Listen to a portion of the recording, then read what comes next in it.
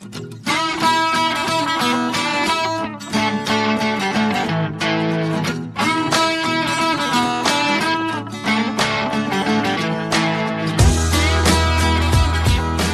guys, welcome to another episode here of The Scott Show. I got my longtime friend and musician pal for, heck, it seems like it's been longer than... Long time. I don't know. To me, it feels like it's been like 20 years, but it hasn't been 20 years. That's pretty close. We've done a lot. So basically, we're going to start off. This is Stephen Dale Vincent. He currently has an album out right now called What a Journey that was just released a couple weeks back. And we're going to be talking about What a Journey here coming up in the timeline of what we're going to be talking about. So basically, kind of what the interview structure is going to be is kind of what the title of your album is, What a Journey. We're going to be talking about that journey here today with Stephen Dale Vincent. So basically, Steve, kind of let the folks know where you first was introduced to music, kind of what, I guess, got you into wanting to play. Right. Well, pretty much just started tapping on the drums when I was walking, really. Yeah. And I don't know, went from there to drums and then started playing banjo probably around 7 or 8 years old, I guess. So I kind of started playing both of them around the same time. Dang. But Little League became a little bit more important when I was 7. Right. So I kind of put the banjo down for a while, but came back to that when I was around probably 10 or 11, and then never put it down since, you know. I got you. So it was drums and banjo, you know, through my teenage years, and then didn't really pick the violin up till I was about 20 or so. Gotcha. So to kind of give some context to the banjo, was that kind of more of your father's influence? Because I know the bluegrass is pretty prominent in your family. Right, yeah. Yeah, that'd be safe to say. Because he plays as well, right? Oh, right. Yeah, he played guitar. But yeah, you go to these bluegrass festivals, and you always have 15 guitar players and one no banjo player is probably playing with everybody because nobody else plays. Right. So I just didn't want to be another guitar player, really. I didn't pick up guitar till later. Gotcha. You know. But so like in high school or middle school or anything, was you ever was you writing songs then, or was you working on honing your craft as a musician, or kind of?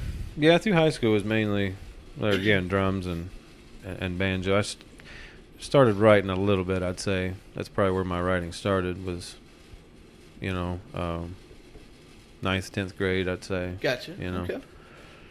Now, whenever you were, say, when was your first, I guess, live performance? First time you ever played out in front of anybody? Even if it was like a family event or something like that, or?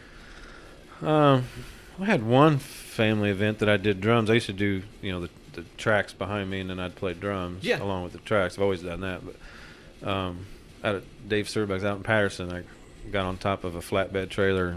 That was your stage. And that was probably the first one. But really after that was Patterson Opry was really the first, you know, big stage that with lights and everything, right. You know. That. Now, was the Patterson Opry, was it still at the old Patterson High School where it's still at? Right. Okay. Right.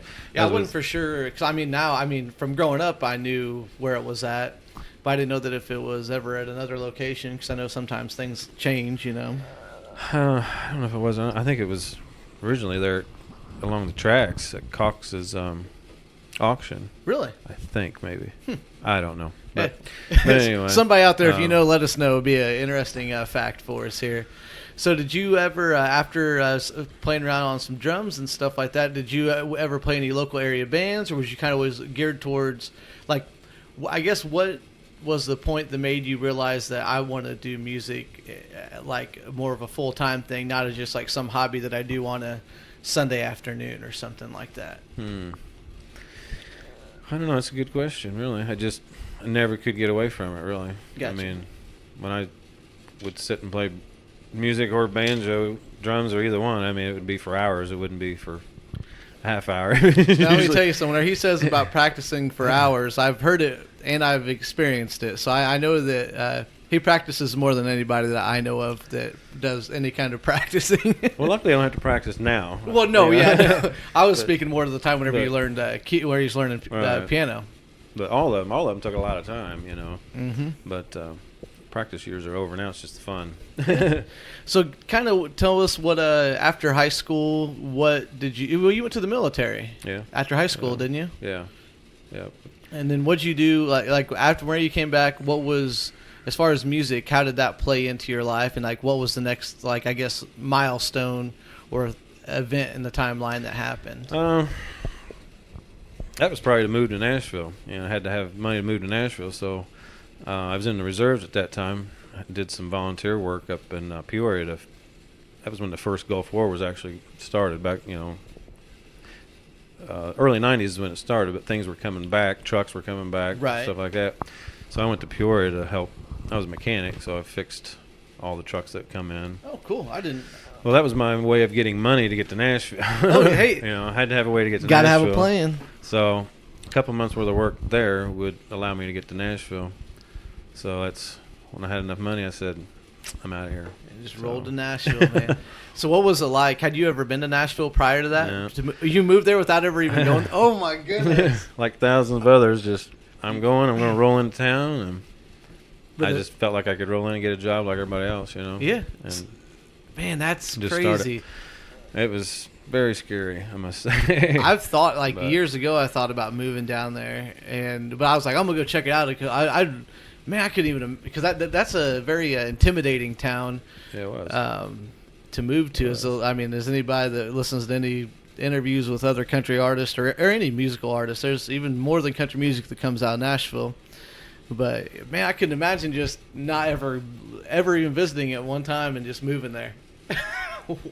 Yeah, I guess I didn't really think about some of the fear part of it, I guess. Right. I was young. You're talking 20, 21, so it was just I knew this is what I was going to do.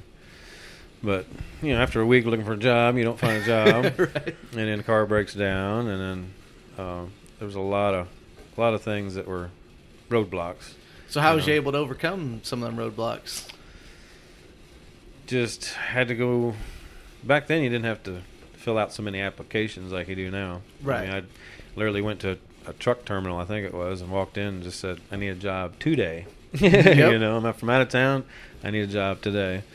And he said, well, go down to this other place, that deals with aftermarket auto parts. Mm-hmm. And he said, they're always looking for people. So I just walked in and said, I want to see the manager right now. Dang, I don't know how I pulled it off like that back then. But and luckily the manager, was from Peoria, Illinois. What? Yeah. I walked in. I said, hey, I'm from Illinois. I said, I need a job right now. Right. That was on a Friday, I remember, because I was like, I'm about out of time, out of money. That was on a Friday. And he said, come back Monday. Wow. So I worked there over 2.5 years, Isn't that funny how kind of like life works? Is like sometimes when you're like your back is literally up against the wall, and it's like you almost feel like there's nowhere to go. Yeah. But then that's what pushes you. Yeah. That's whenever you really find out what you're made of, And so how many years do you spend in Nashville? Almost 5, probably. In 5 years. Yeah. So what would you say if you had to pick like some of the highlights and things? Because I know you learned, you really picked up on the fiddle / violin playing. That's where there. the violin came up was if I got to spend every week in Stuart Duncan's living room, learn from him. And explain to the folks a little bit who Stuart Duncan is a little bit. Well, he's just a highly sought after session musician in Nashville. A lot of times, any of those award shows you'd turn on, he was always the one playing in the background. Right. There for years. And Mark O'Connor, I went to his violin camp when I was down there. Mm-hmm. He was a huge influence Another too. well known. Aubrey Haney was another one in Nashville. He played for Clint Black when I was down there. He was an amazing player. And to get a job playing for another, like a big artist, and at that time, Clint Black was as big as anybody. Yeah. And that's a tough gig to get. So whenever you said Stuart Duncan, how did that come about? Was it just through connections, or? I was at the Station Inn there in Nashville. Okay. That nightclub, and real small, intimate place, and he was on stage. Matter of fact, him and Sam Bush both. They come off stage, and I just started talking to him. And said, right. And I thought, well, why not ask him? So I said, "Do you give fiddle lessons?" He said, well, yeah, I guess I can. Wow. Like nobody had really ever asked him before or something. Right. But, well, a lot of times, I'm sure you were a little nervous or intimidated by him, Well, you just figured they'll say no, I guess. Exactly, yeah. So like they're so busy that they just can't do that. Like they say, you never know until you ask, Yeah, that was a question well asked there. Mm-hmm. Yeah. You get to pick his brain, one-on-one. It would have been, not too many people get an opportunity like that. Right. And I was just so new at it, though, that I couldn't pick up everything he was throwing at me. Right. I mean, that's the thing. I mean, if it could have been years later. Right. But he did get me off to a good start. I mean, between him and the other professionals in Nashville, got off to a good start with violin. Right. Now, as far as before you came back to Illinois from Nashville, was there anything else from that time period that really stands out in your mind? Not really. Now, did you do any fiddle competitions down there, or was that afterwards? There, that was after. Afterwards? Okay. Yeah, I remember you saying that. I was trying to think. I was like, so basically, like in your time in Nashville is really where you really honed your craft. Really, it sounds like, and you were still playing banjo throughout that whole time as well. Right. That time there was more starting and learning on the violin, and then just catching up everything with. I'd kind of gotten out of drums. I wasn't really wanting to be a drummer then. Gotcha. I was more wanting to banjo and fiddle. Yeah. But I didn't really play out for money or anything down there. It was more just learning, soaking up things, and seeing where I needed to be, because I wasn't musically where I needed. Right. Needed to be. Watching those guys, when you watch professionals for 2-5 years. Yep. You see where you need to be, and then I knew I could get back to Illinois and then practice more and grow off there. that. I couldn't practice enough there. Just time you work 8 hours and kids and where you going to practice. I knew I needed at least 2-3 hours a day to catch up with them guys. Yeah, you ain't. I mean, let alone the 8 hours working to drive to and from is always adds into that time frame. So I mean, time definitely becomes a big issue there. But that's pretty interesting, because to be able to spend time to hone your craft, some of the best advice I was ever given was always be preparing, because you never know when you're going to get the call or to do something. Because if you're not prepared for something, I've played gigs unprepared before, and it's just no fun. It's horrible, yeah. Yeah. And like I always tell people in Nashville, like you said, that you learned a lot from even just seeing people play down there. And for folks that haven't been to Nashville, to explain the level of talent of the people that live there, that play, even just on the main street there, Broadway, there are all the tons of bars there, the hundreds of thousands of musicians that play down there that you will never hear of are some of the best in the world. Yeah, they really are. And it's mind blowing in a way. I mean, you can go door to door to door to door, and it's just fantastic musicianship. Yeah, they really are. And then so you came back to Illinois. Now, was this about the time frame that you started on your first solo album, or did anything happen before in the meantime? Kind of. I mean, that was 2003, so I would have started in 2000 on that CD. Right. We were just talking about that before we started this. So yeah, I hadn't been home 5-6 years probably. Okay. Now, was you playing with anybody else at the time, or? Not really. I started playing drums for can't even remember the band now. It was I never knew. Kurt Hall and them. And, yeah. Kurt Hall actually got brought up in our last conversation. We were talking about Notorious Nightcrawlers. That's who it was, but they had changed names. I can't remember. Right. But anyway, he needed. That's staying in a small town. A lot of times it's the same guys in the band with different names. He come beating on the door one night, just needed a drummer really bad, and so thought it was going to be one of those one night deals, and ended up being a year later. Right. So, but it was fun. Yeah. But so then you're about the time that I always known who you were because me and my dad figured out on the last episode we talked about you're my dad's second cousin. I think so. Yeah, so you'd be my third. So basically, your dad and my grandpa are first cousins, I believe. I think so. Hope I got that right. But anyway, so I've always known who Steve was growing up and stuff, but never really actually knew him. The first time I actually remember meeting you, which I remember actually having a conversation with you, which I'll bring it up after we talk about it. It revolves around your CD, your first solo CD you put out called Everything But Bass. Why that title? Because I played everything but bass. Yep. Every instrument on there. So, and where was that recorded at? Was it in the studio in St. Louis? Yeah, Smith Lee Productions in Yeah. St. Louis. So. Okay. And now whenever you released that CD, I remember seeing it. It was in the local newspaper we have around here. It's called the Green Prairie Press. And it literally had like your phone number in there. It said, if you want to buy a CD, call him, So I called you. And I remember you said, like, come by. It was a couple days after I had called you. And to come by and pick up the CD. It was like 6 in the evening. You probably don't even remember this, do you? Not really. I would have. See, when did you release that? What year? 2003? 3, yeah. But... Oh, shoot. I had been a freshman in high school, maybe. And so I remember going, I think you were selling them for $10. Or 10 or 15. Probably. And so we're knocking on the door and meeting you. I was like, man, this guy, he's freaking got a CD. He's living in freaking Whitehall. This is crazy. I mean, as a kid, Yeah. that I've always played music growing up and always aspired to even, let alone record something, And so I got the CD from him, and I think that was probably the last time I really actually had a conversation with you until about 7 years later in 2009 or so.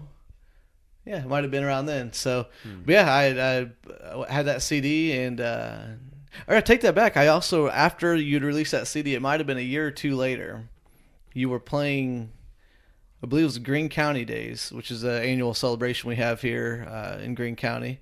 You were playing the Greene County Days here in Whitehall.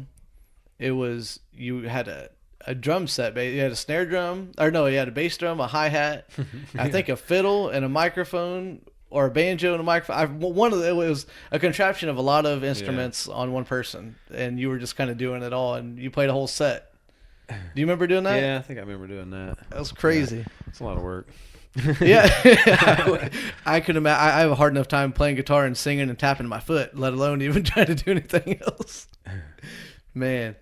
So after that CD release, kind of what was something that happened after, like what happened after that? Because I didn't really cross paths with you until around 2008-9 area. So that's a good about 6-7 years. Was that had you started playing with Rick by then? Yeah.